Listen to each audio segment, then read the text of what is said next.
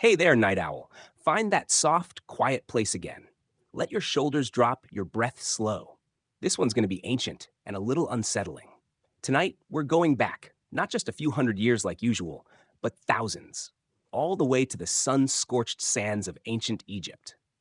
Now, when you think of the pharaohs, what comes to mind? Golden masks, majestic pyramids, eyeliner so sharp it could cut granite, maybe even Brendan Fraser fighting mummies? But here's the thing. Beneath all that gold and glory, the life of a pharaoh was deeply disturbing. Because being a god king wasn't just about sitting on a throne. It was about surviving in a world where betrayal came from your own family, where your death had to be choreographed, and your afterlife micromanaged in horrifying detail. So get comfy. Wrap yourself up like a mummy if you want. We're going deep into the tomb, and you might not look at ancient royalty the same way ever again. Let's start appropriately with birth. You'd think being born into the royal bloodline of ancient Egypt meant luxury from the start. But no, it meant being born into a system of control so strict, so bizarre. It almost makes Victorian society seem laid back. Royal babies were often the result of, well, let's just say, questionable pairings. Because pharaohs didn't just marry anyone, they married their sisters, sometimes their daughters, not by accident, on purpose, to keep the bloodline pure. They believed the divine power of kingship flowed in the veins, and the only way to protect it was to keep it in the family, literally. So while peasants married for love or land, royal unions were more like biological chess matches. Now imagine growing up in that palace. You're a child of the sun god, yes, but also part of a very complicated family tree where almost everyone is both your cousin and your sibling. And then there were the expectations. From a young age, future pharaohs were treated like gods in training. That sounds cool, right? But it wasn't all fanfare and incense. It meant constant rituals, strict hierarchies, and no real freedom. Every meal, every garment, every word, carefully chosen, symbolically loaded. You didn't just live, you performed. And this performance, it never stopped. Because the pharaoh wasn't just a ruler, he was a living god, the intermediary between mortals and the divine. If the Nile didn't flood, it was your fault. If crops failed, your fault. If the sky looked weird at night, guess what? Your fault again. Talk about pressure. And it didn't end with life. Oh no, in fact, things got even stranger in death. See, to the Egyptians, death wasn't an ending. It was a transformation, a journey, a bureaucratic nightmare of the soul, filled with rules, tests, monsters, and judgment. And if you were pharaoh, you didn't just hope for eternal life. You had to guarantee it, which is why your death had to be scripted with obsessive detail. First, the body had to be preserved perfectly, not just embalmed, mummified with terrifying precision. Organs removed and stored in sacred jars. The brain, scooped out through the nose. The body, dried for weeks, wrapped for days, each linen strip accompanied by sacred words. Because if anything went wrong, if the body decayed or the name was forgotten, your soul could be destroyed. Forever. And your tomb? It wasn't just a grave, it was your afterlife headquarters. Stocked with food, wine, servants, sometimes real ones, sacrificed, and enough gold to make a dragon jealous. Because in the next world, you'd need to prove yourself again. Face the weighing of the heart, confront beast-headed deities, and navigate spells from the Book of the Dead. Your eternal survival wasn't about being a good person. It was about doing everything exactly right.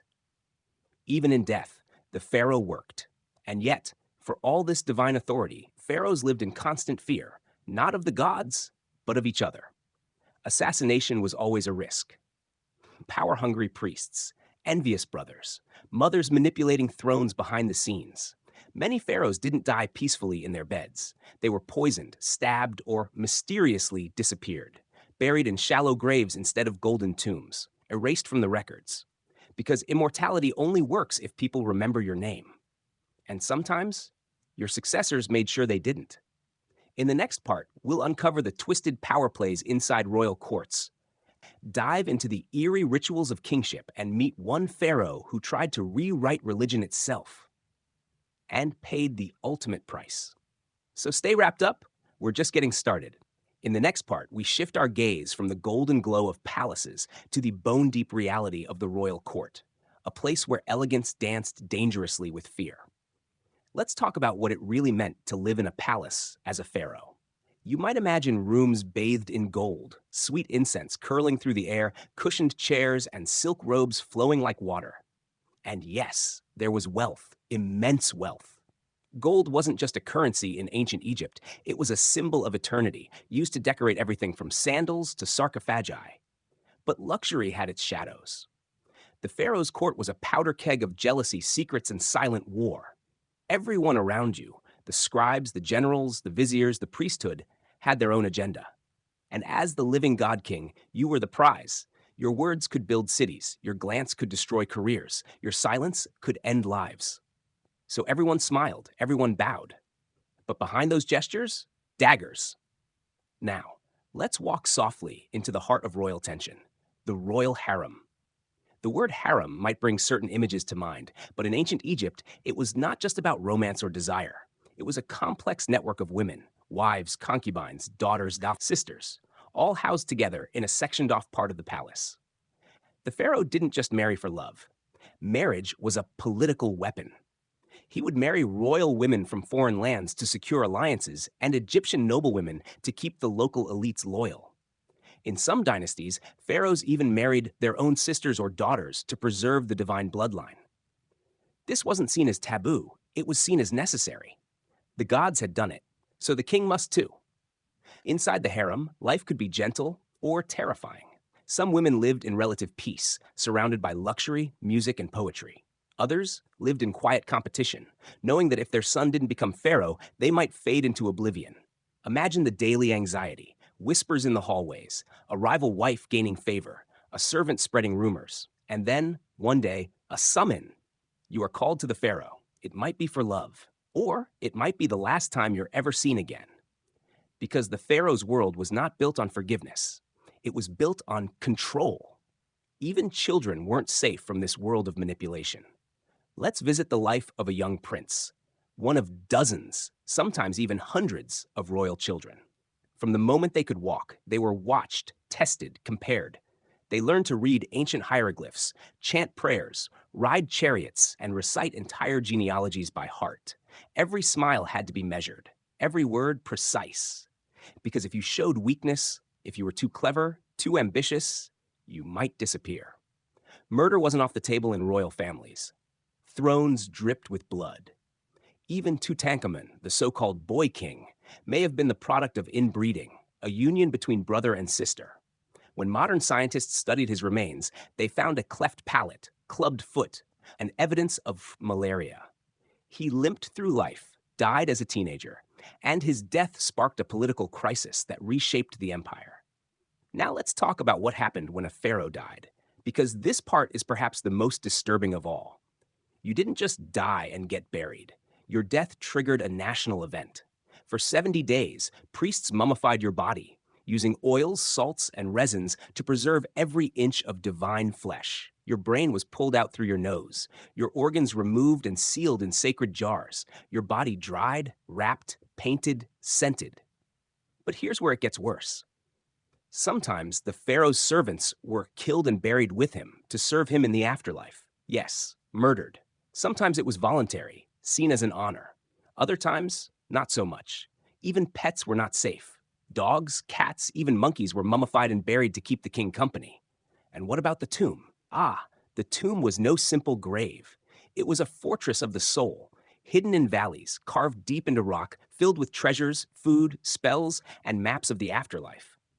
But the more wealth you buried, the more tempting it became. That's why tomb robbing was such a terrifying threat. So pharaohs set traps, cursed tombs, engraved walls with warnings.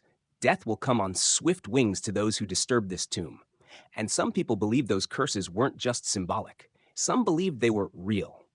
In the next part, we'll explore the myth and possible truth of the pharaoh's curse and the eerie fate of the archaeologists who dared disturb the sacred dead. For now, take a deep breath. Imagine the flicker of torchlight on painted stone, the scent of ancient resin, and the silence of a tomb that hasn't been opened in 3,000 years. Sleep gently, traveler. We're just getting started. In the next part, we descend deeper into silence, darkness, and the eerie echo of curses whispered through stone. The pharaoh's tomb wasn't just a burial chamber, it was a theater of magic, a cosmic launchpad meant to guide the king's soul from earthly flesh to eternal spirit. Every wall, every object, every symbol had a purpose. And yet these tombs, carefully crafted over decades, were violated again and again by the living. Let's talk about the curse of the pharaohs. It's one of those legends that has clung to our imagination like desert sand to skin. We've all heard it. Break the seal, enter the tomb, and the curse awakens. But is there any truth to it? Let's fast forward briefly to 1922, the discovery of Tutankhamun's tomb by Howard Carter. When the seal was broken and the golden boy king saw sunlight for the first time in over 3,000 years, the world rejoiced. But soon after, people started dying. Lord Carnarvon, the expedition's financier, died just months later from a mosquito bite that became infected. The lights in Cairo flickered and went out the moment he passed. A cobra, the symbol of Egyptian royalty, struck and killed Carter's pet canary. Over the next few years, multiple members of the excavation team and their relatives died under mysterious or sudden circumstances. Fevers, strokes, accidents. Newspapers ran wild with the story. The curse of the pharaoh. Skeptics said it was coincidence. Scientists blamed exposure to toxic mold inside the sealed tomb. But many locals, and even some experts, believed that ancient magic had been disturbed and the dead had noticed. But the truth is, this fear wasn't born in the 1920s. Ancient Egyptians invented it. They inscribed warnings in tombs as early as the Old Kingdom. Threats like, "I will seize the neck of he who enters. I will turn him to dust." These weren't just metaphorical. Egyptians believed their spirits, or could roam the earth, enact revenge, and haunt those who defiled them. Some pharaohs had spells painted near their coffins, designed to trap or confuse would-be robbers, symbols that twisted in on themselves, writings only priests could decipher, false passages to nowhere. Despite all this, tomb robbing was rampant. Even during the pharaohs' reigns, their tombs were being looted by desperate men, sometimes by the very laborers who helped build them. Why? Because the riches buried with a king were enough to feed a village for years. Gold, lapis lazuli, alabaster, oils, rare incense. And always, always there was risk. If caught, the punishment was brutal. Execution, mutilation, being buried alive. But still, the thieves came. Now let's shift from death back to the living, to a darker corner of Pharaoh's existence. One not covered in gold, but in pain. Let's talk about medicine, or more precisely, how poorly it served even the gods on earth. Despite their reputation for advanced embalming, ancient Egyptian medicine was a strange mix of practical remedies and pure superstition. They had doctors, sunu, who were trained in temples and knew anatomy well, thanks to centuries of mummification. They could reset bones, treat wounds, even perform simple surgeries. But many ailments? Still believed to be caused by evil spirits, curses, or the gods' disfavor.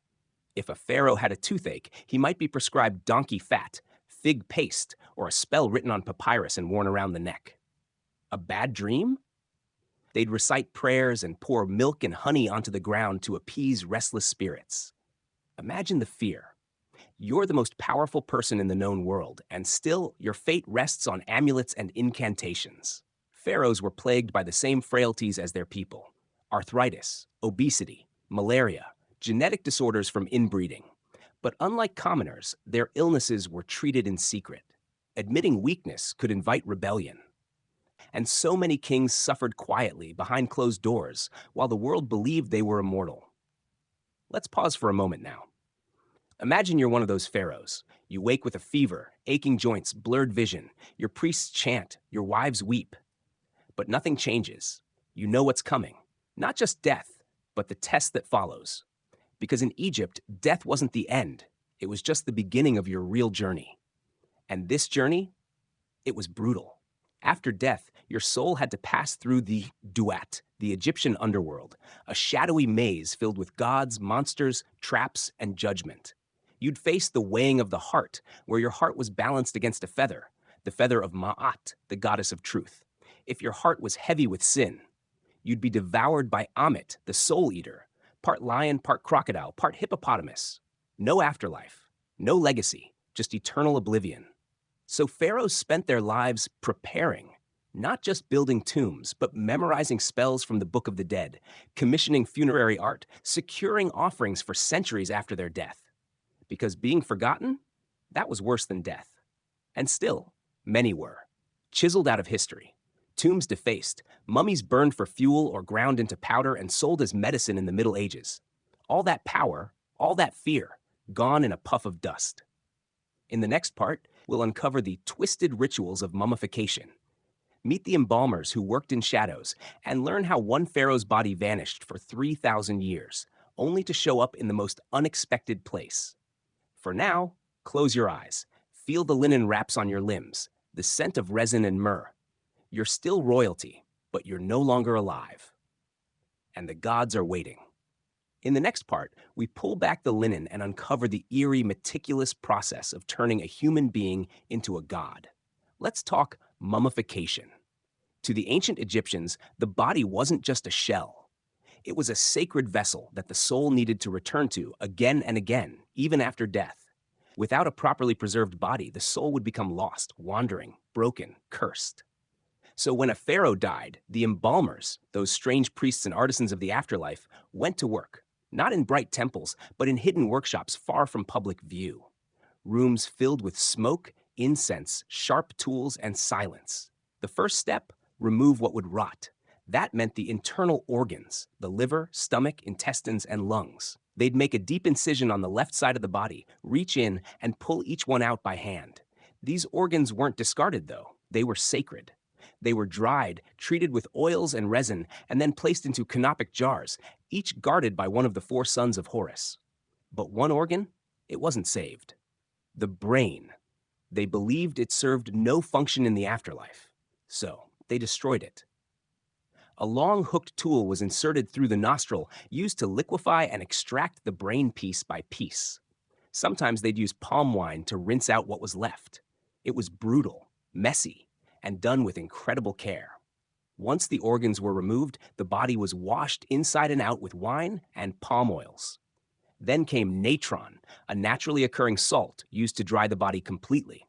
The pharaoh's corpse would be buried under piles of it, left for 40 days until all the moisture had been drawn out. The skin would darken and tighten. The flesh would become stiff. The body, lifeless and light, was now ready to be wrapped. But this wasn't just linen and knots. Each layer had meaning. Amulets were placed between folds, charms for protection, healing, magic. Spells were spoken aloud. Priests in jackal masks, representing Anubis, god of embalming, moved around the body, reciting incantations. The wrapping could take weeks. Fingers and toes were wrapped separately. Eyes were often replaced with artificial stones or shells. A mask, usually gold for pharaohs, was placed over the face to ensure they were recognized in the afterlife. And then finally, the body was placed in a series of coffins, nested like Russian dolls, each inscribed with protective texts. But the work wasn't done. Now came the funeral rites, a public spectacle meant to convince the gods that the pharaoh deserved immortality. One of the most important rituals? The opening of the mouth. This ceremony, performed on the mummy or a statue of the deceased, symbolically restored the senses, sight, smell, taste, and speech. A priest, often the son of the dead king, would touch the mouth with ritual tools, chanting ancient words. Without this ritual, the pharaoh could not eat, speak, or breathe in the next world. It was a rebirth, one final breath before the soul stepped into eternity. But even eternity wasn't guaranteed. Because once entombed, the pharaoh's body was vulnerable to time, thieves, and politics. Many of the most famous tombs we know today, like those in the Valley of the Kings, were constructed in secret, with hidden passages, decoy rooms, and curses etched on walls, all to keep the dead safe. And still, nearly every single one of them was robbed. Some were defiled just years after burial. Others sat untouched for centuries until earthquakes revealed entrances or desperate men tunneled through rock. Jewels stolen, coffins smashed, mummies unwrapped in the dark. By the late New Kingdom, things got so bad that priests began relocating royal mummies, moving them from their original tombs into hidden caches, trying to protect their kings from destruction. This is how we eventually found them. In 1881, a secret tomb was uncovered near Deir el-Bahari. Inside, over 40 mummies, stacked like crates in a storeroom. Pharaohs, queens, nobles. Among them, Ramesses II, one of Egypt's greatest kings. His wrappings had been tampered with, his body patched and rewrapped by nervous priests centuries earlier. And here he was, 3,000 years later, lying on a table under fluorescent lights, being examined by scientists in Cairo. Can you imagine what he would have thought? A king, a god, a builder of empires. Now, an exhibit. But not all pharaohs were honored this way. Some vanished completely, their names scratched off monuments, their tombs lost to shifting sands, their bodies burned, broken, or reused. Like Akhenaten, the heretic king who tried to erase Egypt's religion worship one god alone, the Aten. After his death, he was erased from history, his tomb defiled, his city abandoned, and his mummy still missing. Others suffered worse. During Roman times, mummies were ground into powder and sold as medicine across Europe.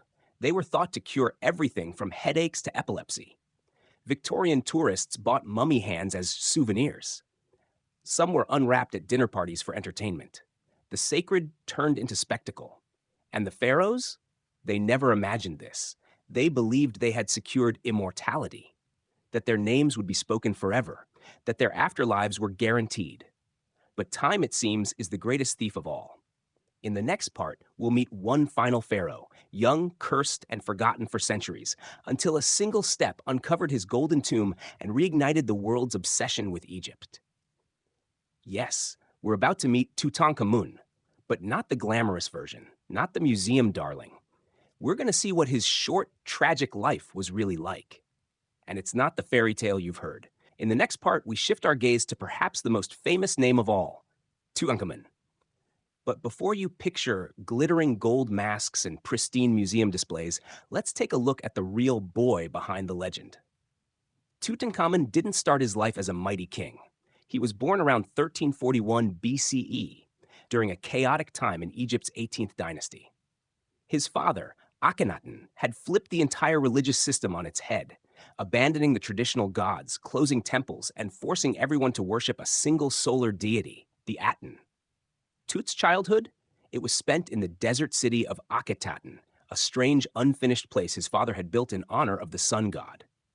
There were no old temples, no legacy priests, no familiar customs. Only wide sunlit streets, rushed construction, and propaganda praising a single divine being. He grew up in a fractured court, surrounded by tension. And if that wasn't enough, he was sick. Modern CT scans of his mummy have revealed a disturbing portrait of the boy king.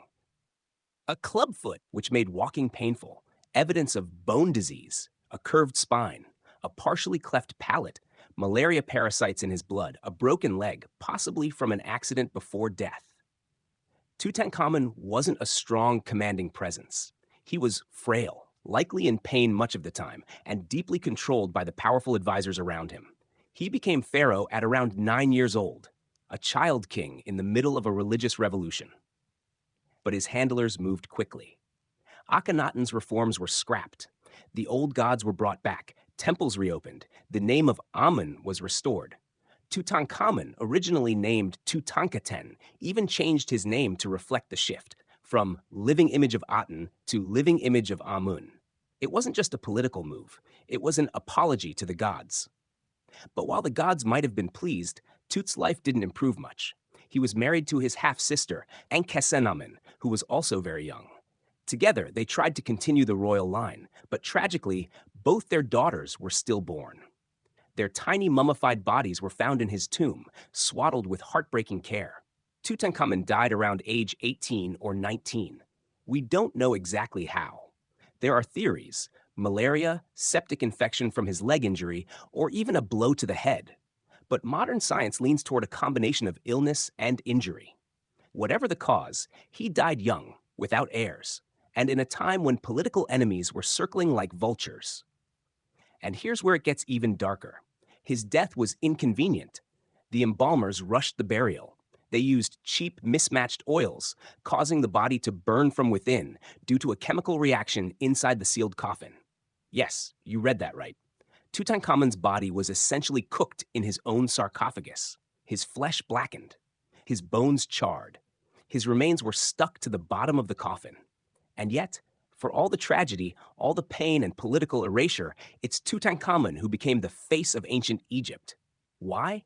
Because his tomb was never found by looters.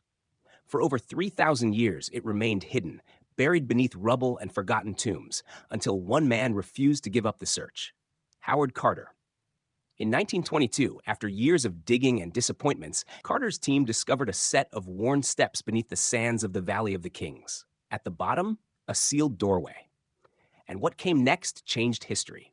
Inside, there were chariots, thrones, jewelry, statues, and the now iconic golden mask. But more than that, there was mystery and rumors. Stories began to swirl almost immediately about a curse, a deadly force unleashed when the tomb was opened. Lord Carnarvon, the expedition's financier, died suddenly of blood poisoning just months later. His dog howled and dropped dead in England at the same moment. Carter's canary was swallowed by a cobra, the symbol of Egyptian royalty. And newspapers went wild. But the truth? Tutankhamun didn't curse the world. The world cursed him, in life, in death, and in legacy.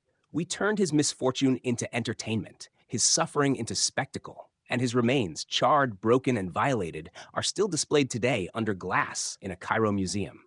What would he think of it all? The boy who was worshipped as a god, now stared at by tourists, x-rayed by machines, dissected by scholars, not with reverence, but with curiosity. Still, in a strange way, Tutankhamun got what most pharaohs didn't. His name is remembered, his face is known, and his story, tragic as it is, lives on.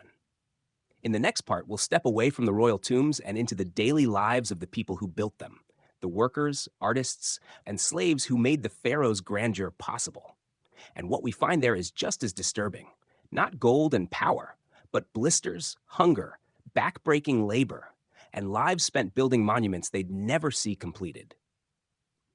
In the next part, we leave behind the golden sarcophagi and royal intrigue and descend into a world just as essential to the story, yet rarely spoken of: the workers. The men who carved, hauled, lifted, and bled to turn the pharaoh's godlike visions into stone. Because for every colossal temple or perfect pyramid, there were thousands of hands behind it. Hands cracked from labor, feet calloused, backs broken. Let's step into the life of one such worker, someone from Deir el Medina, a village built specifically to house the artisans and laborers who worked on the tombs in the Valley of the Kings. This wasn't a slum. It was a planned, walled settlement with small mud brick homes, bare but organized. The people here were skilled. Painters, sculptors, stonemasons. They weren't slaves, but state employees, paid in rations, tools, and basic materials. But don't romanticize it. The conditions were still brutal. Each day, these workers would march into the valley, up steep trails and across the unforgiving desert. Temperatures could reach over 110 degrees Celsius by midday. There was no shade, no rest, no forgiveness. They used copper chisels, soft and easily dulled, so they constantly had to be resharpened. They worked in dim tunnels, choking on limestone dust, swinging tools in cramped spaces for hours at a time. And the deeper the tombs went, the hotter it got. Some passageways were ventilation nightmares, still suffocating and nearly pitch black except for small oil lamps that filled the air with smoke. Health hazards were everywhere. Archaeological records and skeletal remains tell us that arthritis, spinal damage, and tooth decay were rampant. Imagine swinging a hammer with a cracked molar in 40-degree heat. Imagine collapsing with exhaustion and still knowing the gods demand your work continue. And then there's food. Wages weren't paid in coin, but in bread and beer. Each worker had a daily quota, about 3 to 4 loaves of bread, roughly 2 to 4 liters of beer, some dried fish or onions if they were lucky. It sounds like a feast until you learn what that bread was like. Made with coarse, sandy flour, the bread was hard enough to break teeth. Sand got into everything, baking ovens, storage jars, so people ate grit with every bite. Over time, this wore down enamel and led to jaw infections and abscesses. And there was little reprieve. Work weeks were long. Time off was rare.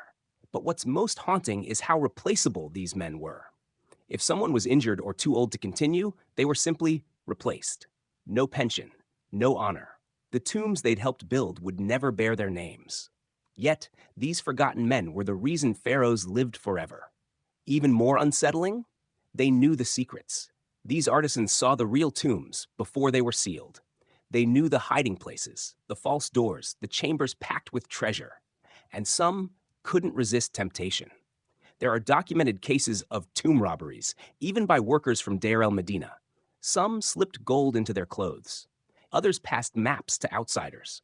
When caught, the punishment was vicious: hands chopped off, eyes gouged, beatings until confession, or death. Imagine working in that heat, carving prayers for a king's afterlife, all while knowing a single mistake could cost you your life. Even those who followed the rules didn't always die peacefully. Deir el-Medina was abandoned during times of political unrest. Food shortages hit. Strikes began, the first recorded labor strikes in human history. Workers laid down their tools and refused to continue until they were fed. Think about that. In a world where pharaohs were gods, the stonecutters dared to say no. That rebellion? It changed things, briefly. But the bigger picture remained. The grandeur of ancient Egypt, the towering statues, the endless hieroglyphs, the tombs that took decades to complete, was built on the bodies of the forgotten, on the sweat and blood of those who would never be mummified, never praised, never remembered. And it wasn't just the men who suffered. In the next part, we enter the world of royal women, wives, daughters, and sisters of pharaohs. Their lives might have been cushioned by silk and perfume, but behind palace walls, a darker reality played out. These women were married young, often to relatives. They were political pawns, often discarded when no longer useful. Their lives revolved around childbirth, appearances, and maintaining the illusion of divine beauty. But when we peel back the makeup and the rituals, we find isolation, competition, betrayal, and in some cases, murder. Now, let's step quietly into the lives of those often pushed to the edges of ancient history, the royal women of Egypt. When we think of queens like Nefertiti, Cleopatra, or Hatshepsut, we imagine elegance, jewels, and power. But much like the pharaohs themselves, their lives were not always as radiant as the art suggests. Behind the painted eyes and golden crowns lay layers of manipulation, fear, and control. Royal women in ancient Egypt were essential, not just for their beauty or companionship, but because they were the lifeblood of dynasties. Their primary role was to produce heirs, sons who could inherit the throne and continue the divine bloodline. But here's the dark twist. The bloodline needed to stay pure, which often meant incestuous marriages. Brothers married sisters, fathers married daughters. This wasn't rare, it was expected. The pharaoh was a god, and who better to marry than a goddess? Someone of divine blood? It might sound mythical, but the real consequences were anything but. Generations of inbreeding led to horrific genetic problems, deformities, stillbirths, infertility, fragile health in future rulers like Tutankhamun. Imagine being a young royal girl, maybe 12 or 13, and told that you would marry your own brother or father, not for love, not for choice, but because your body was a tool of political survival. And if you couldn't have children, or worse, only bore daughters, your value dropped. You could be discarded, replaced, or ignored completely. Even the most beloved queens lived on uncertain ground. Take Nefertiti, wife of the heretic pharaoh Akhenaten. She was powerful, appearing in art alongside her husband as an equal, sometimes even smiting enemies or leading rituals. She was adored until she vanished. No one knows exactly what happened. Did she fall from favor? Die in childbirth? Get exiled or erased from history? There's even a theory she reigned as pharaoh after Akhenaten under a different name, but the records are murky, purposefully so. Then there's Ankhesenamun, wife of Tutankhamun. After her husband died young, she was left in a dangerous position, young, widowed, and without protection in a court filled with scheming men. In an unprecedented move, she wrote a letter to a foreign king, begging him to send one of his sons to marry her so she wouldn't be forced to wed a servant. That's how terrified she was of losing power, or her life. The prince was sent, but he was killed on the way, likely by Egyptian officials. Shortly after, Ankhesenamun vanished from history too. Royal palaces were not safe havens. They were boiling pots of ambition, secrets, and control. And it wasn't just queens who suffered. Harem women, often thought of as luxurious companions, lived lives of strict confinement. They were brought in young, raised in isolation, and expected to be obedient, beautiful, and ready to serve the pharaoh, physically and emotionally. But within these harems, plots brewed. There were whispers of poisonings, seductions, even assassination attempts. One of the most chilling stories comes from the reign of Ramses III. A group of his harem women, along with corrupt officials, plotted to kill him and place one of their sons on the throne. The plan was almost successful. Ramses III was mortally wounded, and the ensuing trial was brutal. The conspirators were interrogated, tortured, and executed. Some were forced to commit suicide. Others had their noses and ears cut off, a symbolic erasure of their ability to see, hear, and speak against the king ever again. Even in death, royal women faced judgment. If they had angered the wrong people, they might not receive proper burial rites. And in Egyptian belief, that meant eternal punishment. Their hearts could be weighed against a feather in the hall of truth, too heavy with sin, and they'd be devoured by Ammit, the soul-eating monster. No afterlife, no peace, just oblivion. It's a haunting reminder that behind the perfume and painted eyes, these women lived in a world that demanded perfection, obedience, and fertility, and offered very little in return. In the next part, we'll explore how the pharaohs viewed death itself. Because while they ruled as gods in life, they were terrified of what came next. And their fear gave rise to one of history's most elaborate death rituals: the building of tombs that took decades, filled with traps, curses, and spells meant to cheat eternity. But death, as we'll see, didn't always go according to plan. In the next part, we journey into the mind of the pharaoh, not as a ruler, but as a mortal man staring down death. Despite being considered gods on earth, pharaohs were haunted by one terrifying reality: death came for them too. And while common people might hope for a modest journey to the afterlife, pharaohs obsessed over theirs. They didn't just want to die well, they wanted to live forever. This obsession gave rise to some of the most complex and disturbing funerary practices in history. Let's begin with the tombs. The pharaoh's tomb wasn't just a burial chamber, it was a fortress against decay and destruction.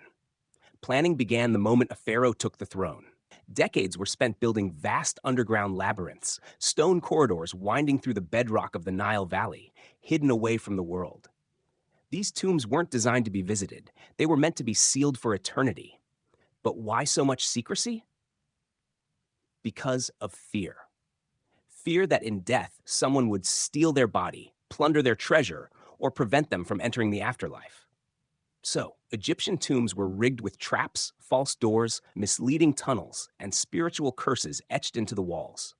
Priests and architects developed entire manuals for the dead, like the Book of the Dead, filled with spells, passwords, and rituals that would help the deceased pharaoh navigate the underworld. The path to eternity wasn't peaceful. It was dangerous. In the afterlife, the pharaoh would face trials. He had to pass through gates guarded by gods with crocodile heads, lion heads, serpents, and knives.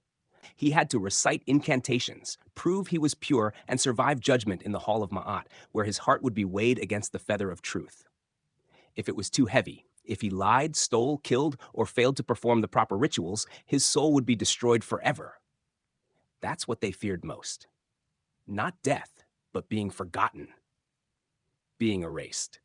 To prevent this, pharaohs stockpiled everything they might need in the next world: gold, food, clothing, weapons, servants, both real and symbolic. Even tiny figurines called ushaptis were placed in the tomb, meant to come to life and serve the pharaoh in the afterlife. Some tombs had hundreds, even thousands of them, carved with the same spell. If I am called to do work, you shall answer for me. But the most disturbing part of these funerary preparations? Human sacrifice. Yes, there's evidence, especially from Egypt's earliest dynasties, that real people were buried alongside their pharaohs. Servants, guards, even wives. They weren't always volunteers. Some were drugged, others were strangled, all to ensure the king wouldn't walk alone into the next life. Later dynasties replaced this gruesome practice with statues and rituals, but the underlying fear remained. The pharaoh must not go into the dark without company and protection. Then there was mummification, perhaps the most iconic and misunderstood practice of them all. To the Egyptians, preserving the body was essential. The soul had multiple parts, like the Ka, life force, the Ba, personality, and the Ak, spirit, and they needed the body as a home. So the process was elaborate, sacred, and deeply unsettling. First, the body was washed and purified. Then came the removal of the internal organs. The stomach, intestines, liver, and lungs were taken out and stored in canopic jars, each protected by a specific deity. The brain was not considered important, so it was usually pulled out through the nose using hooks and discarded. The heart, though, was sacred. It was believed to be the seat of memory and judgment. In most cases, it was left inside the body or replaced ceremonially. The empty body was then packed with natron, a natural salt that dried it out completely. This took 40 days. Once dehydrated, the body was stuffed with linen, spices, and resins, then wrapped in hundreds of yards of linen strips, layer upon layer, with amulets and charms placed between each one. Finally, the mummy was coated in resin, placed in a coffin, then a sarcophagus, and often nested within multiple layers of decorated boxes. It was an expensive, painstaking process, affordable only to the elite. And even then, it could go wrong. In some cases, embalmers were careless. Mummies have been found with missing limbs, broken spines, or heads twisted backward. Some were looted by the very priests who embalmed them, stealing jewels hidden in the wrappings or swapping the bodies to resell expensive coffins. Even kings weren't safe. When Tutankhamun's tomb was opened in 1922, archaeologists found his body was burned and stuck to the coffin, likely the result of hasty embalming and a chemical reaction with the oils used. The process meant to grant eternal life had nearly destroyed him. In the next part, we explore what happened after death, not for the pharaohs, but for the grave robbers, tomb raiders, and the looters who saw the Valley of the Kings not as sacred, but as a treasure chest waiting to be plundered. And as you'll see, those who disturbed the dead did not always walk away untouched. In the next part, we descend into shadows, into the narrow, torchlit corridors of tomb raiders. The ancient Egyptians were masters of death, but they were also painfully aware that others would try to steal eternity from the dead. Grave robbing in ancient Egypt wasn't just a problem, it was a national crisis. You see, despite the traps, curses, and complex tomb designs, most royal tombs were looted within a few centuries, some within days of burial. Why? Because what lay inside wasn't just sacred, it was staggeringly valuable. Tombs were stocked with gold masks, inlaid furniture, jeweled collars, alabaster jars, perfumes, chariots, ceremonial weapons, and bolts of linen dyed in purple and blue, colors rarer than gemstones. To a struggling farmer or a desperate thief, one necklace from a pharaoh's tomb could feed an entire family for years. The risks were enormous, but so were the rewards. Many of these robbers weren't outsiders either. They were insiders, gravediggers, embalmers, servants, even guards paid to protect the tombs. They knew the layouts, the schedules, the weak spots in the stone walls. Some even faked loyalty, helping bury a pharaoh during the day and returning under cover of night to dig their way back in. And here's where it gets darker. The looting wasn't just about treasure. Sometimes robbers would destroy the bodies of the dead, tearing off jewelry, snapping bones to reach rings or amulets hidden inside linen wraps. In the process, they would shatter the soul's chance at immortality, a fate more horrifying than death itself.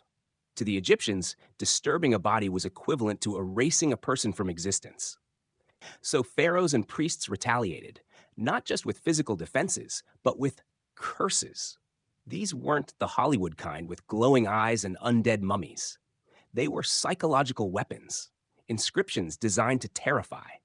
Carved into the stone or painted onto the walls, they warned.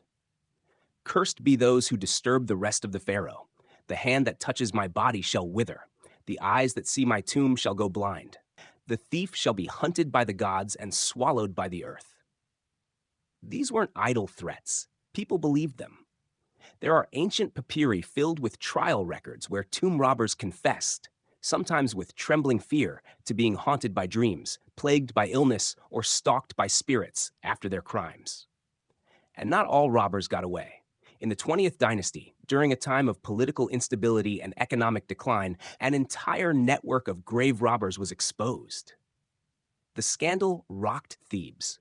Dozens were arrested, some whipped, others impaled. Their confessions were written down in excruciating detail. One man described how he and his crew tunneled into the tomb of a queen and ripped gold off her body. Another admitted to burning mummies to make it easier to gather melted resin and scrap metal from amulets. But it wasn't just petty thieves. By the end of Egypt's new kingdom, the entire system was falling apart. Priests, yes, the same ones tasked with preserving the dead, began robbing tombs themselves, all under the pretense of saving the mummies. They would remove the bodies, strip them of valuables, and rebury them in hidden caches to protect what was left. This is why, centuries later, archaeologists discovered hidden collections of royal mummies, like the famous Deir el-Bahari cache, where over 40 royal corpses were stuffed up into one chamber. Some were damaged, some were mislabeled, some were missing entirely. Imagine being a pharaoh who had ruled with divine authority, buried with the splendor of gods, only to end up stacked like firewood, nameless in the dark. But perhaps the most famous story of tomb disturbance comes not from ancient times, but the 20th century. 1922, the discovery of Tutankhamun's tomb. When Howard Carter opened that sealed door, untouched for over 3,000 years, the world was stunned. Gold shrines, chariots, the famous golden mask. It was as if time had frozen. But shortly after the discovery, members of the team began to die mysteriously. Lord Carnarvon, who funded the expedition, died of a mosquito bite that became infected, on the same day Carter allegedly opened the tomb. Carnarvon's dog, back in England, howled and died that same night. Other members of the team died of fevers, poisonings, car accidents. Newspapers across the globe screamed, "The curse of the pharaoh!" Was it real, coincidence, or just poetic justice? Modern historians lean toward coincidence, but that lingering fear, the ancient idea that disturbing the dead will unleash consequences, still holds power. Because even after thousands of years, we understand what the Egyptians feared: being forgotten, being robbed, being disrespected in death. In the next part, we'll rise from the tombs and look at a different kind of fear, the one faced by the common people. Because while the pharaohs lived in gilded palaces and prepared for divine afterlives, the everyday Egyptian lived a life of toil, heat, superstition, and struggle. And in their own way, their stories are just as disturbing. Now let's step outside the palace walls, because while pharaohs ruled like gods, the people they ruled over lived lives that were far more difficult, far more human, and sometimes even more disturbing. Let's begin with something we rarely think about: how hot it was. Ancient Egypt wasn't just warm, it was blistering. Temperatures in summer could soar above 110 degrees Fahrenheit, 43 degrees Celsius, with hardly any shade, no air conditioning, and only the Nile to offer brief moments of relief. If you were a laborer or a farmer, and most Egyptians were, you'd be working barefoot, sometimes nearly naked, with a linen loincloth and nothing more. Your back was to the sun, your hands to the mud, and your stomach often empty. Bread and beer were daily staples. But the bread, it wasn't soft or fluffy like we know today. It was baked with sand in the dough, which ground down your teeth like sandpaper. By your 30s, if you made it that far, your molars would be cracked, ground flat, or full of abscesses. Dental pain was a lifelong torment, and that's just the beginning. Let's talk about disease. The Nile gave life, but it also gave parasites. Schistosomiasis, a disease caused by tiny worms in the water, was rampant. It made your belly swell, caused anemia, and slowly drained your strength. Mosquitoes brought malaria. Fleas brought plague. Dirty water caused dysentery. There were no antibiotics, no painkillers, no antiseptics. What they had were spells, amulets, and herbs. If your child got sick, you didn't call a doctor. You called a priest-physician who might chant over a bowl of crocodile fat and tell you to place it under the moonlight. To be fair, they did have some practical remedies: honey for wounds, an excellent antiseptic, garlic for digestion, and willow bark, yes, the same active ingredient in aspirin. But most medicine was spiritual. Illness meant the gods were angry, or evil spirits had entered your body. The cure? Prayers, offerings, maybe a ritual or two. Now imagine childbirth in this world. No hospitals, no sterile instruments, no anesthesia. Women squatted on birthing bricks, sometimes helped by midwives, sometimes alone. Death during childbirth was tragically common for both mother and baby. Infant mortality rates were painfully high. A woman might bear 10 children and lose half of them. Even the pharaohs weren't spared this pain. There are royal tombs of babies, tiny sarcophagi decorated with the same care as their parents. The grief of a parent, even a king, was just as real. And speaking of grief, let's talk about justice. In theory, Egypt was ruled by Ma'at, goddess of truth, balance, and order.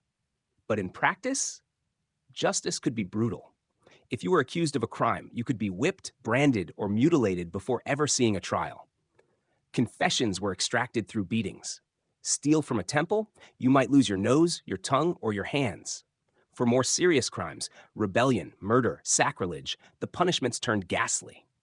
Impalement was a favorite, a sharpened pole driven through the body, leaving the victim to writhe for hours before death. Burning alive was reserved for the worst crimes, particularly desecration of religious spaces. Forced labor in mines, especially the gold mines in the eastern desert, was often a death sentence. The heat, the collapses, the punishments, few ever returned. And all of it was sanctioned by the pharaoh. Even though pharaohs were seen as divine, they were also feared. A bad harvest, a plague, an eclipse. People believed it meant their king had offended the gods, or worse, had become unfit to rule. So while they were worshipped in life, some pharaohs were dethroned after death. Statues defaced, names erased, mummies relocated or even burned. In Egyptian belief, to erase someone's name was to erase their soul, to deny them immortality. And this leads us to one of the most disturbing realities of ancient Egypt. Power was fragile. We think of the pyramids and temples and imagine eternal glory, but many pharaohs didn't live to enjoy it. Some were assassinated by their own guards. Some were overthrown by ambitious generals or scheming viziers. Some were betrayed by their own family. Take Pharaoh Ramses III, a powerful king in the 20th dynasty.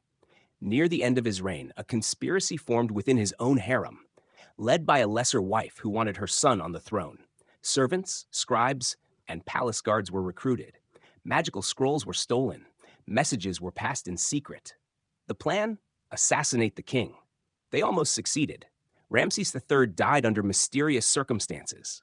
For years, historians weren't sure how, but in 2012, CT scans of his mummy revealed something shocking. His throat had been slit, deep and deliberate. His own wife may have orchestrated his murder. And when the plot was discovered, the punishment was harsh. Some conspirators were forced to commit suicide. Others were burned alive, erasing them from the afterlife. Even the women in the harem, who rarely held power, were dragged into the scandal, interrogated, and executed. So yes, pharaohs ruled with unimaginable power, but they also lived in fear of their gods, their enemies, their own families. And through all of it, the people below watched in silence, worshipped when commanded, and suffered when ordered. In the next part, we'll look at something often ignored: how the pharaohs prepared for death, not just with tombs and treasure, but with magic, science, and rituals that are both beautiful and deeply unsettling. Now that we've explored how pharaohs lived, let's look at how they died. Or rather, how they prepared to die. Because for the ancient Egyptians, death wasn't the end. It was the beginning of something far more elaborate, far more terrifying, and far more sacred. See, for a pharaoh, death was not simply a personal event. It was a national transformation. The king didn't just pass away. He became a god. His body wasn't a corpse. It was a vessel that needed to be preserved for eternity. And so began the most famous and most haunting of all Egyptian rituals: mummification. Let's start with the basics, because the process was far more than just wrapping someone in linen. It was detailed, gruesome, and deeply spiritual. First, the body was washed with water from the Nile. And then came the most disturbing part: the removal of the internal organs. The brain was considered useless, so it was extracted through the nose. Not with surgical precision, but by breaking the ethmoid bone at the top of the nasal cavity and hooking the brain out piece by piece with a metal rod. Imagine the sound of bone cracking, the smell of decay beginning already in the summer heat. Next, a cut was made along the left side of the abdomen, and the stomach, liver, lungs, and intestines were removed. These were not thrown away. They were washed, dried, and stored in canopic jars, each guarded by a different god. The heart, believed to be the seat of the soul and intelligence, was usually left inside, but not always. Some mummies are missing their hearts entirely, possibly due to mistakes or deliberate punishments. After this, the body was packed with nitron, a naturally occurring salt that would dry out every part of the corpse. This process took up to 40 days, during which the flesh would shrink, the skin would blacken, and the corpse would begin its transformation into a relic. Once dried, the body was wrapped, hundreds of yards of linen strips, sometimes soaked in resin, sometimes inscribed with magical texts. Protective amulets were inserted between the layers: scarabs, eyes of Horus, ankhs. These weren't decorations. They were magical tools to help the pharaoh battle the terrors of the underworld, because death was not restful in Egyptian belief. It was an ordeal. Imagine this. You die, your body is preserved, but your soul must then pass through a terrifying realm filled with traps, monsters, and gods who judged your worth. This place was called the Duat, and it made the modern idea of heaven and hell look almost tame. There were lakes of fire, giant snakes with knives for teeth, demons who would slice your soul into ribbons, and worst of all, Amit, the devourer. You'd stand before the god Osiris, and your heart would be weighed against the feather of Ma'at. Truth, balance, justice. If your heart was heavier than the feather, because of sin, cruelty, dishonesty, Amit would consume it. You'd be erased from existence. That was the ultimate fear, not punishment, not pain, but non-existence. So pharaohs didn't just prepare their bodies, they prepared their souls. Their tombs were filled with scrolls, spells, weapons, food, and furniture. There were even models of servants, called ushabti, who were meant to work for the king in the afterlife. They believed that whatever you were buried with, you'd wake up with. But here's where it gets darker. All of this preparation wasn't done alone. For some pharaohs, the journey to the afterlife came with an entourage of the dead. In the earliest dynasties, royal burials included the sacrifice of dozens, sometimes hundreds of servants. Yes, real people. They were buried alive or poisoned, expected to serve their king in death as they did in life. In Pharaoh Jer's tomb, archaeologists found over 300 subsidiary graves, servants, guards, wives, even pets, all arranged in perfect rows around the king, their deaths synchronized with his. Later dynasties abandoned human sacrifice, replacing it with figurines and rituals. But the idea remained. The pharaoh's death was not a solitary affair. It pulled others into the grave with him. Even animals weren't safe.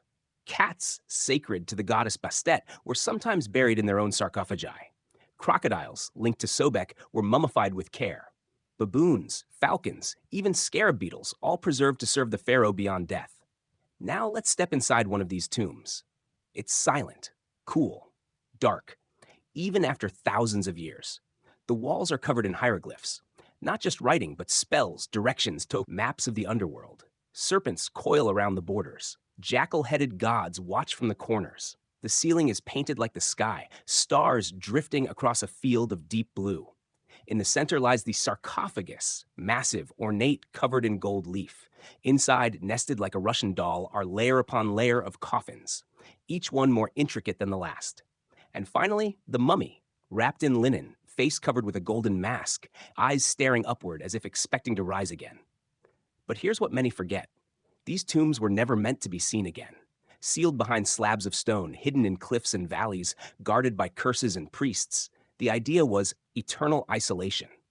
The pharaoh was to rest undisturbed, ruling in the afterlife forever.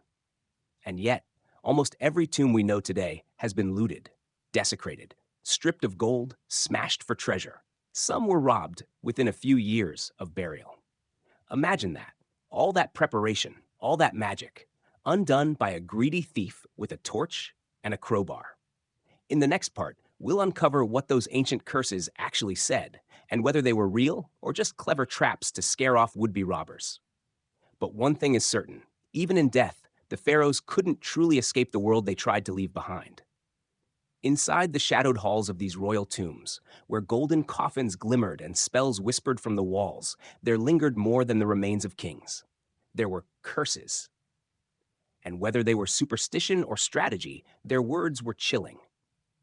One of the most famous inscriptions ever found on a tomb read, "They who enter this sacred tomb shall swiftly be visited by the wings of death." Another, "Death shall come on swift wings to him who disturbs the peace of the pharaoh." These warnings weren't just poetic, They were strategic psychological warfare meant to strike fear into the hearts of would-be tomb robbers. Because robbing a tomb in ancient Egypt wasn't just theft, it was sacrilege. It was a crime against the gods, a direct assault on the pharaoh's afterlife. But that didn't stop people. The riches buried with kings, gold, jewels, alabaster jars, rare spices, were too tempting. That's why the Egyptians began to develop false tombs, labyrinthine passages, hidden doors, and elaborate traps. Some tombs had vertical shafts filled with sand to collapse behind the robbers.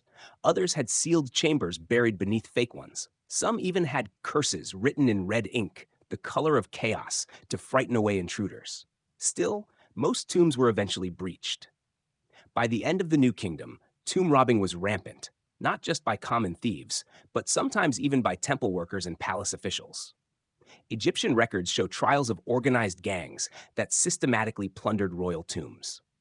One famous confession came from a robber named Amenpenufer, who told investigators that he and his crew broke into the tomb of King Sobekemsaf. They set fire to the coffin to melt the gold, took the amulets, and left the body blackened and dismembered. Pharaoh or not, if your tomb wasn't secure, you weren't safe. That's part of why later dynasties moved royal burials to hidden valleys, most notably the Valley of the Kings. This rocky, remote area was chosen to deter grave robbers. Tombs were carved directly into the cliffside, deep and winding, their entrances sealed and covered with rubble. And yet, almost all of them were still found and looted, except one, Tutankhamun. The boy king, who died mysteriously around the age of 18 or 19, was buried in a relatively small tomb, possibly not even intended for him.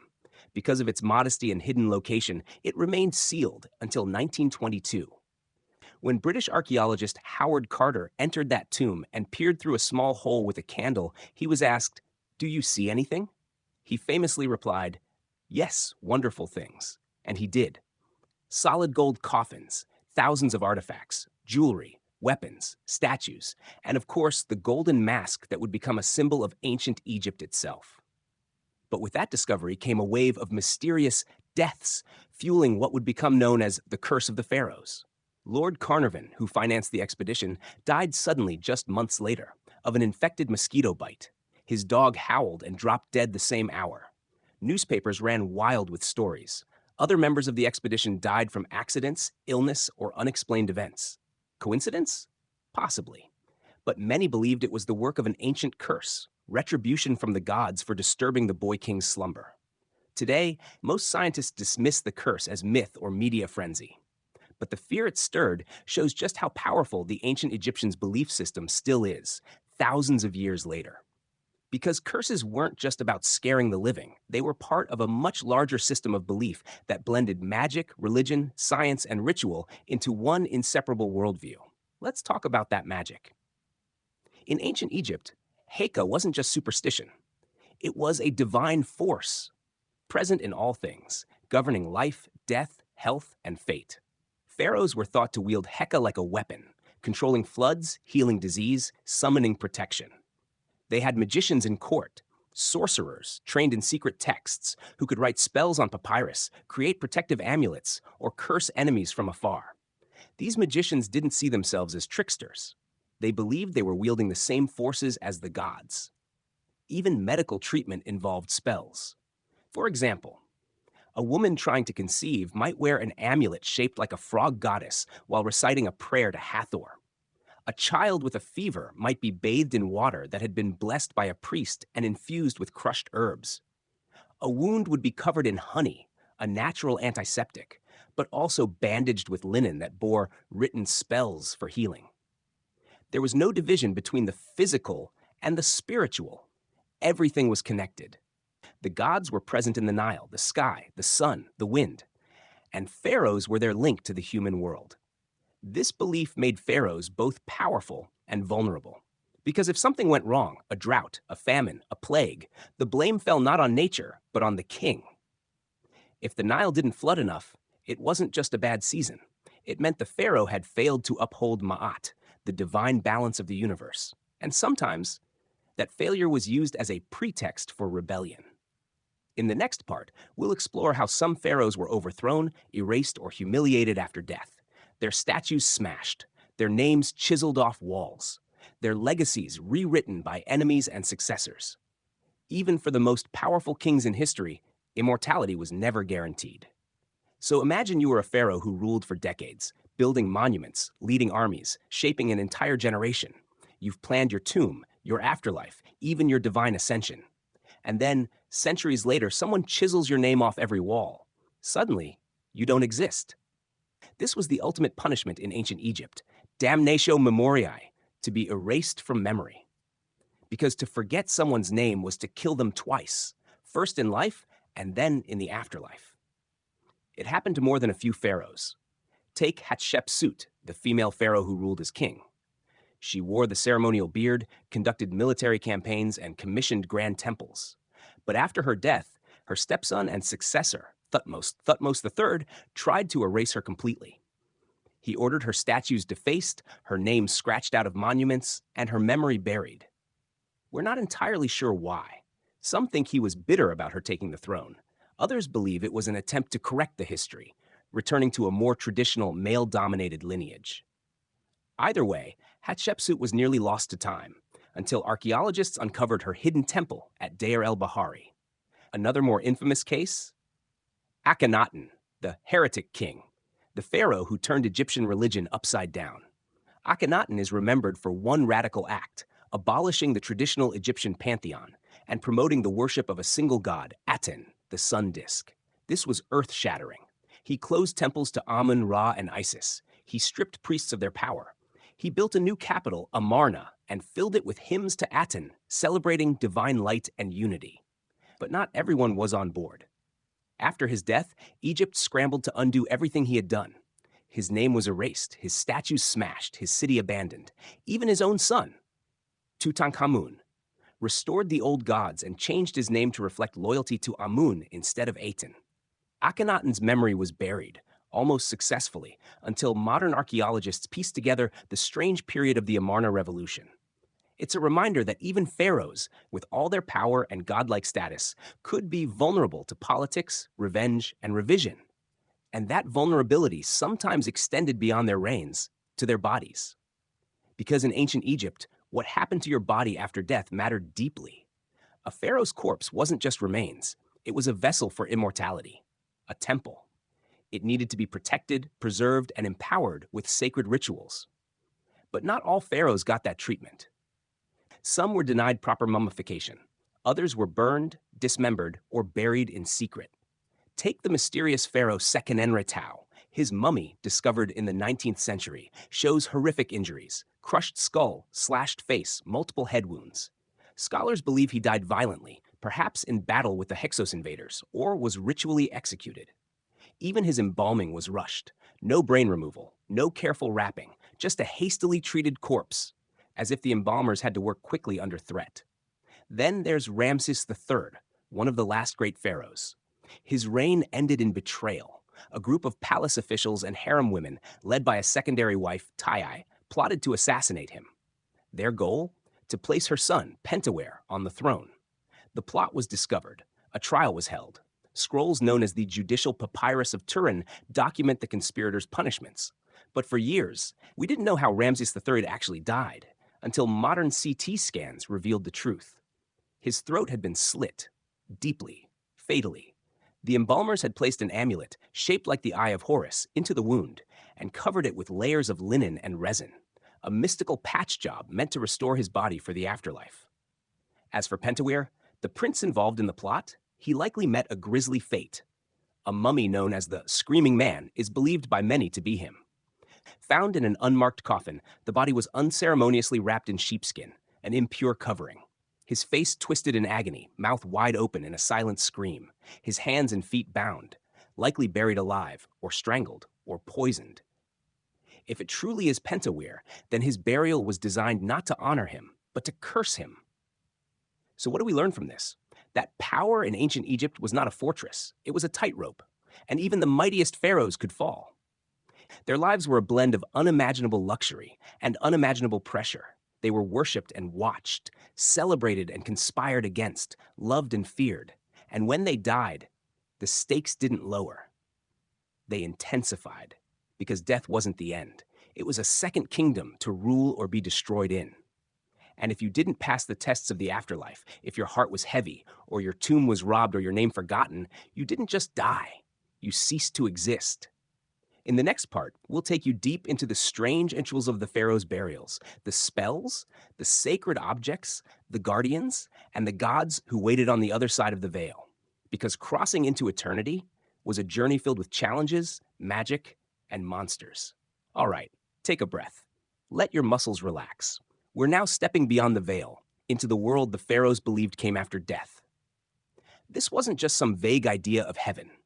To the ancient Egyptians, the afterlife was a real place, with geography, monsters, gods, traps, and trials.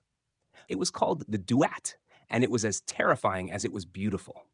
Crossing into the Duat was no small feat. A pharaoh's soul had to undergo a treacherous spiritual journey, one that could last 12 hours or more, each corresponding to a gate, a chamber, or a perilous obstacle. The guidebook for this journey? The Book of the Dead. Well, sort of. The Book of the Dead wasn't a single book, but a collection of spells, prayers now, and rituals, meant to protect and prepare the deceased. These texts were sometimes written on tomb walls, sometimes on papyrus scrolls buried with the body.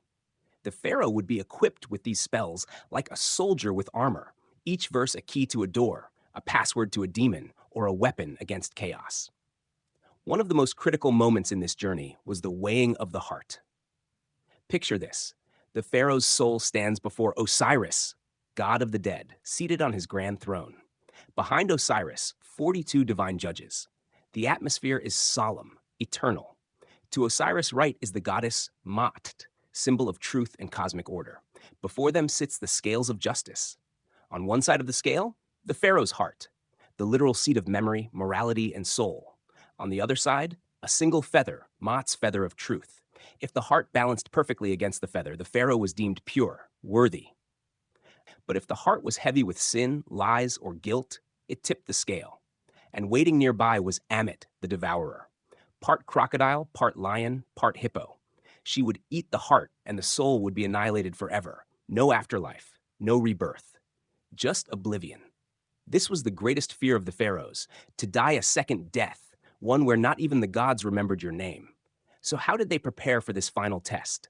With meticulous rituals, sacred amulets, and tombs designed like mazes, full of traps for robbers, but also symbolizing the winding path through the Duat. Their tombs weren't just resting places, they were launch pads for resurrection. A proper tomb had to contain everything the pharaoh might need in the next life. Food, furniture, weapons, games, cosmetics, servants. Sometimes in the form of Ushabti figurines, little dolls that were meant to work for the pharaoh in eternity. But these weren't just trinkets. Each item was made with purpose. For example, a scarab amulet might be placed over the heart to prevent it from confessing sins during the weighing. A jed pillar symbolized stability and resurrection. A bird, with the pharaoh's face and a bird's body, represented the soul's freedom to roam between worlds. Even the coffins were layered with meaning. Multiple sarcophagi, one inside another, like spiritual armor. And on the body itself, spells written directly onto the wrappings, as if the linen could speak protection into the afterlife.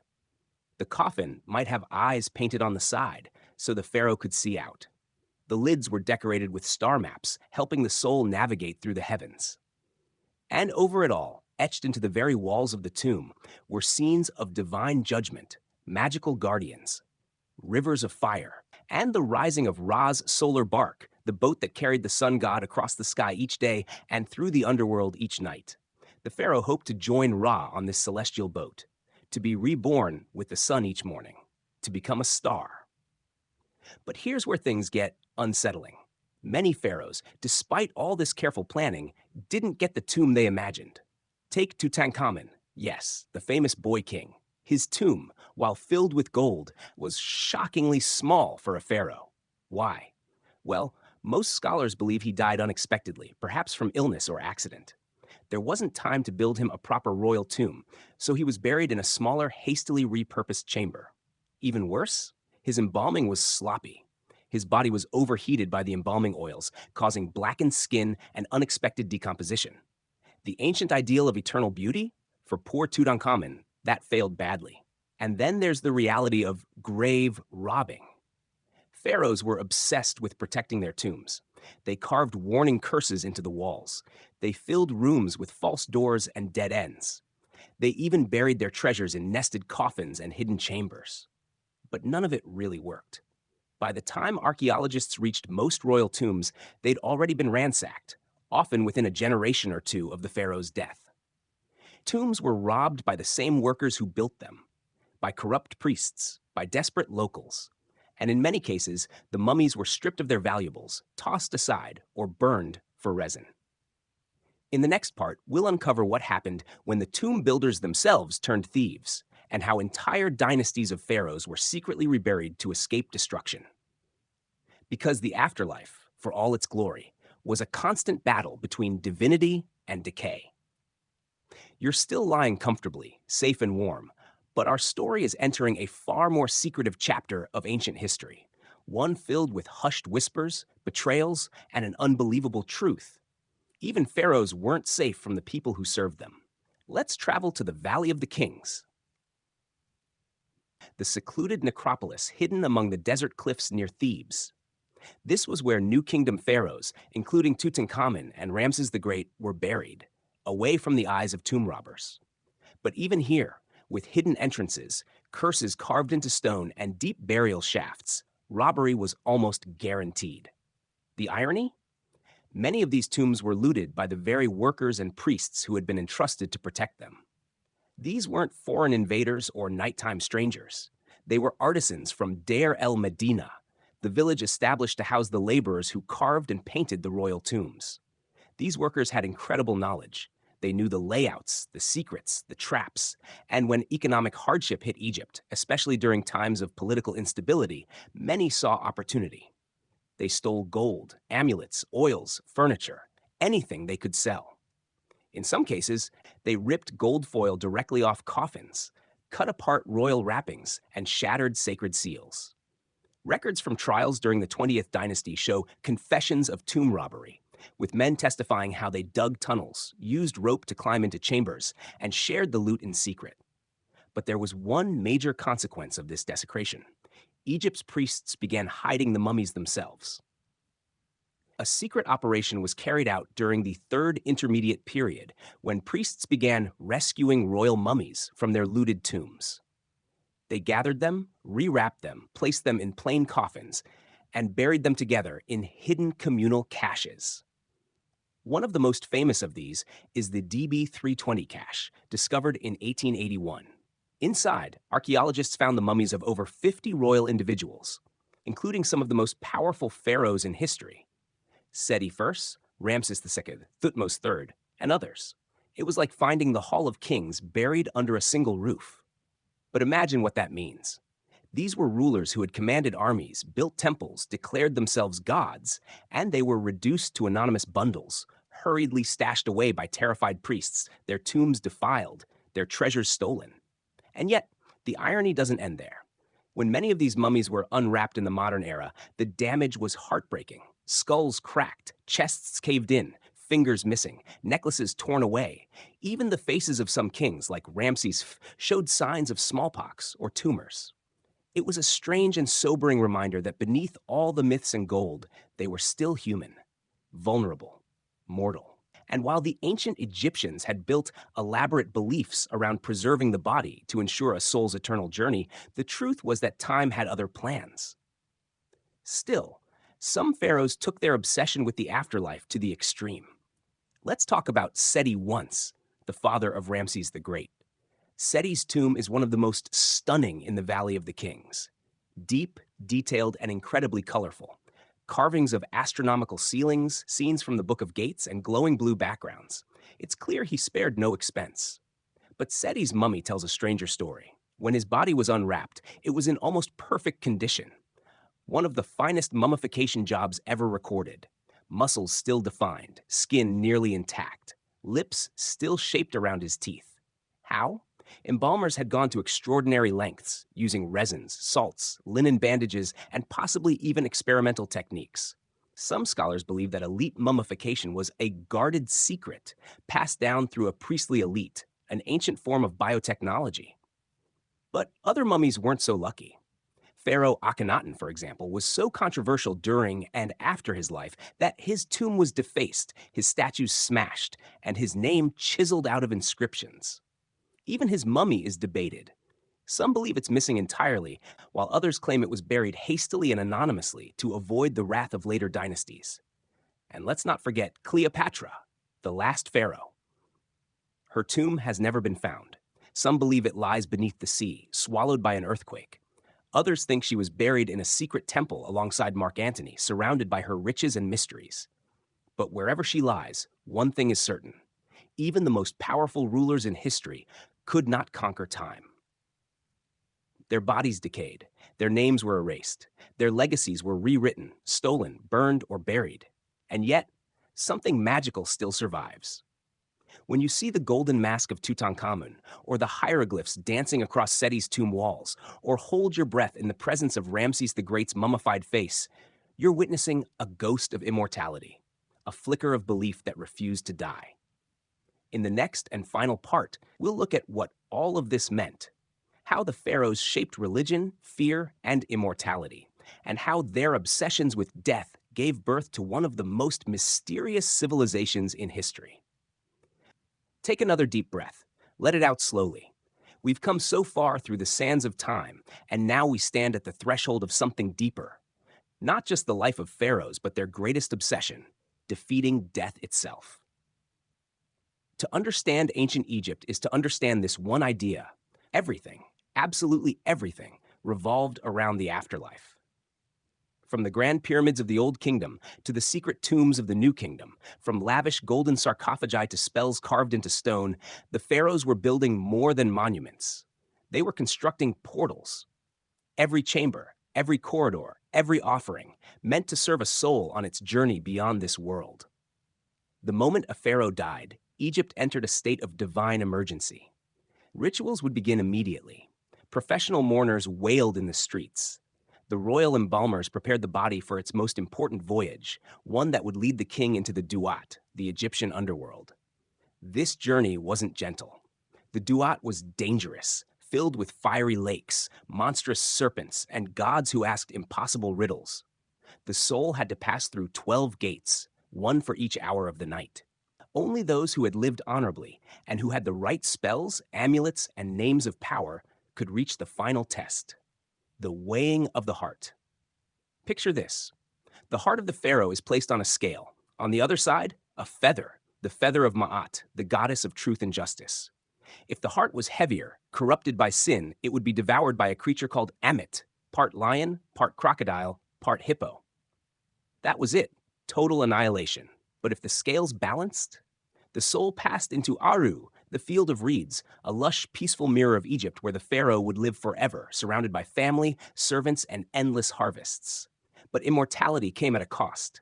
The body had to remain whole, perfectly preserved. This is why mummification was so elaborate. The removal of organs, the drying with natron, the wrapping in linen, the placement of amulets between layers, the magical incantations whispered over each part. It wasn't just for show. They believed the body was a vessel for the Ka, life force, the Ba, personality, and the Ak, the immortal self. If the body decayed, the soul would lose its anchor and drift forever. And this fear that even pharaohs might vanish into nothingness drove them to extreme lengths. Entire cities like Amarna were built to honor a single god. Temples were covered in sacred texts. Tombs were dug hundreds of feet into solid rock to protect them from robbers. All for the chance to live again. Even beyond that, some pharaohs left behind curses inscribed on tomb walls, warning that anyone who disturbed their rest would be hunted by divine vengeance. And when you remember the story of Tutankhamun's tomb and how Lord Carnarvon died shortly after its discovery, struck down by a mosquito bite that turned septic the moment electricity failed, you start to wonder, was it coincidence? Or did the dead still hold power? Even now, more than 3,000 years later, the legacy of the pharaohs lives on, not just in museums, not just in sand-covered ruins, but in our collective imagination. Their desire to transcend time, to defeat death, to leave a mark that would echo into the future, it worked. And maybe that's the most haunting thing of all. because in trying so hard to escape death, they became symbols of it. Their lives were ruled by rituals, their reigns obsessed with burial plans, their palaces filled with reminders of decay. Behind the gold, behind the power, behind the gods, the life of a pharaoh was terrifyingly fragile, and yet strangely beautiful. So tonight, as you lay safe in your own bed, take a moment to reflect. You don't need servants to carry you to your bath. You don't need a golden coffin to feel important. And you certainly don't need to build a pyramid to be remembered. Because sometimes all it takes is a story told thousands of years later, whispered softly in the dark to keep a soul alive. And if you're hearing this, Pharaoh, we remember you. Sleep well, dream deep, and stay curious. Until next time, this has been The Sleepy Historian.